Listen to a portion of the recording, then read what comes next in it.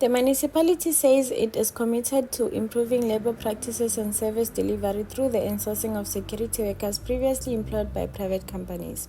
Officials say the process is aimed at improving working conditions and cutting long-term outsourcing costs.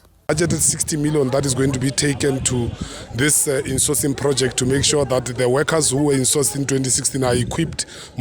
According to municipal officials, some security guards have not transitioned into the municipality's payroll system.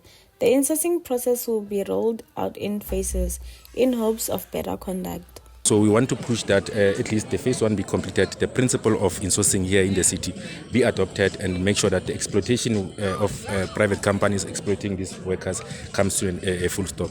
The municipality says the insourcing of security personnel is not only a victory for workers, but also a strategic investment in the city's long-term service delivery and institutional stability. A full report on the progress of the insourcing project is expected to be released later this month, with plans to expand the model to other support staff roles from this year onwards. Also signed the MOU with National Police Commissioner.